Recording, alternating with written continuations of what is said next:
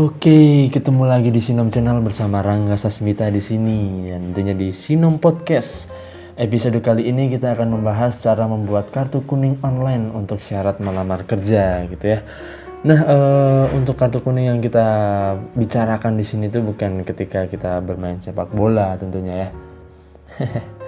Nah, untuk cara membuat kartu kuning online sebenarnya penting ya untuk mencari kerja, karena beberapa dari perusahaan ataupun yang menyediakan lowongan itu dicarikan atau dibutuhkan untuk adanya dilampirkan kartu kuning, atau yang sering disebut juga sebagai kartu AK1, karena kartu ini tuh merupakan kartu tanda pencari kerja yang dikeluarkan resmi oleh Dinas Ketenagakerjaan dari tempat teman-teman masing-masing gitu.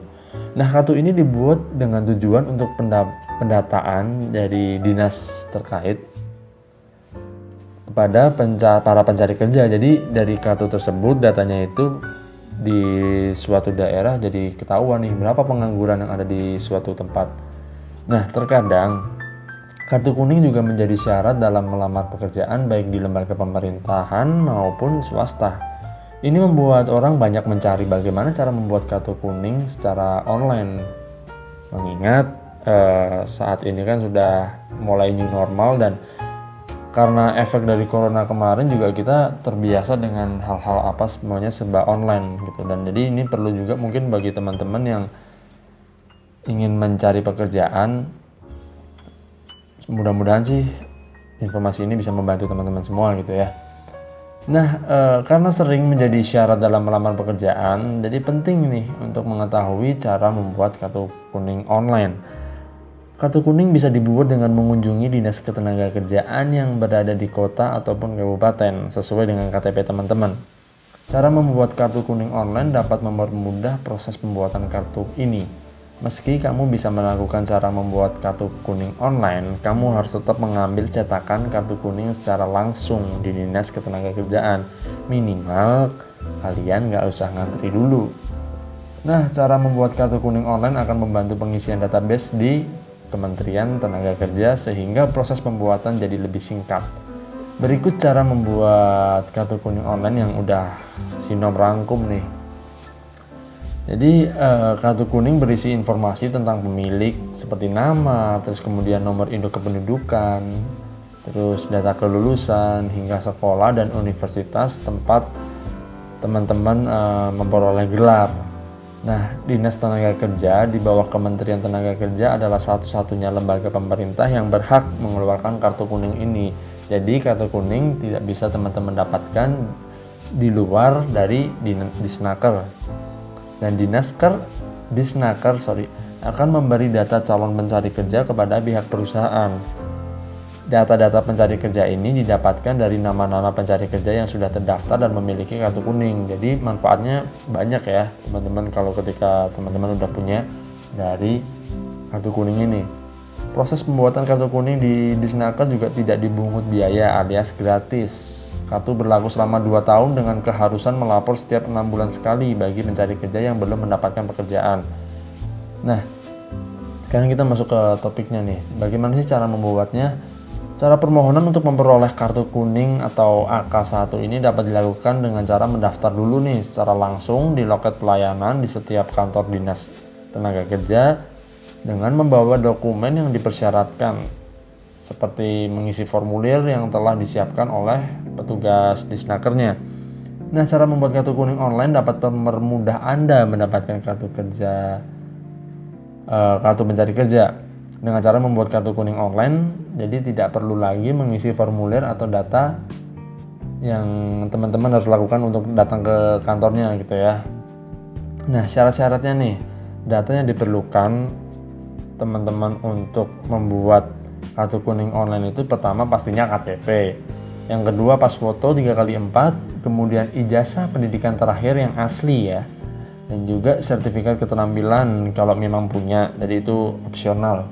Kemudian surat keterangan pengalaman kerja kalau memang teman-teman sudah pernah bekerja sebelumnya. Kalau yang masih fresh graduate berarti ini juga tidak perlu, dan ini termasuk sebagai syarat yang opsional. Nah, beberapa Disnaker akan meminta Anda untuk mengunggah scan data di atas. Jadi pastikan juga untuk menyiapkan scan datanya ya. Ini ingat untuk yang online.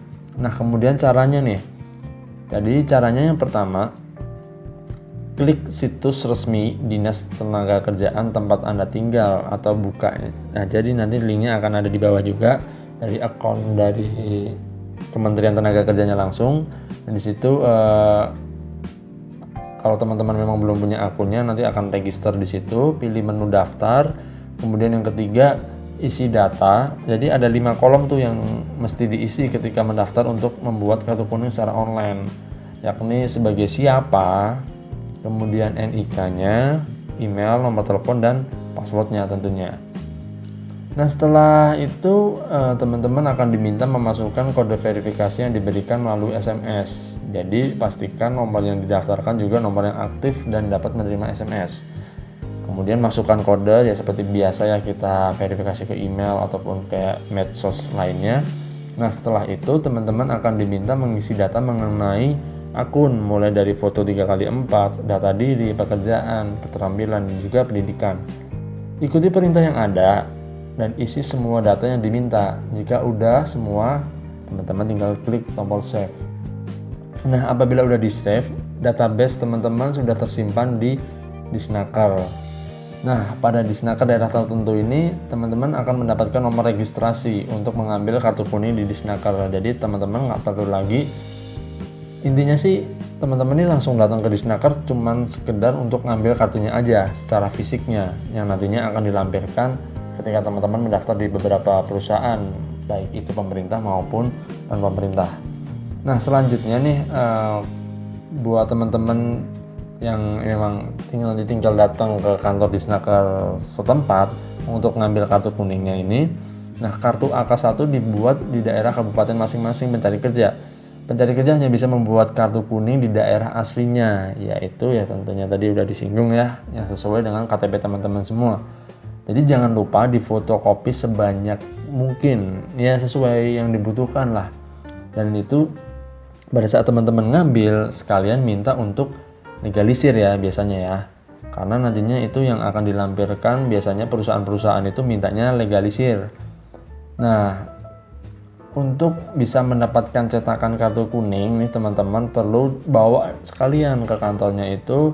Pertama, fotokopi ijazah terakhir yang udah dilegalisir, kemudian fotokopi KTP atau SIM, kemudian tapi nih ketika fotokopinya KTP ini juga teman-teman bawa yang aslinya ya untuk jaga-jaga. Kemudian fotokopi akta kelahiran, fotokopi kartu keluarga, kemudian 2 lembar pas foto berukuran 3x4 dengan latar belakang warna merah. Jadi bukan berarti ketika teman-teman kelahiran ganjil kan biasanya biru tuh, ini tetap dimintanya merah. Nah, cari tempat atau bagian pembuatan kartu kuning atau AK1, serahkan dokumen persyaratan yang diminta. Jika memang teman-teman memiliki nomor registrasi untuk mendapatkan kartu kuning, serahkan juga nih nomor tersebut. Tunggu proses percetakan kartu kuningnya, kemudian terakhir lakukan legalisirnya sesuai dengan kebutuhan teman-teman semua. Syarat ini sebenarnya bergantung pada kebijakan jadi kantor dinas ketenagakerjaan masing-masing ya.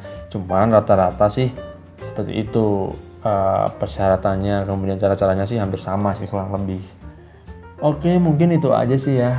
Mudah-mudahan bisa membantu teman-teman juga untuk ketika mencari pekerjaan, dan yang mungkin sekiranya selama ini ngerasa kok nganggur terus lama. Nah, mungkin dengan adanya kartu kuning ini bisa menjadi solusi, karena nantinya Disnaker juga akan ikut secara nggak langsung bantu mencarikan teman-teman pekerjaan, langsung nembusin ke perusahaan-perusahaan yang memang sekiranya ada lowongan yang sesuai dengan bidangnya dari teman-teman dan lulusannya tentunya ya.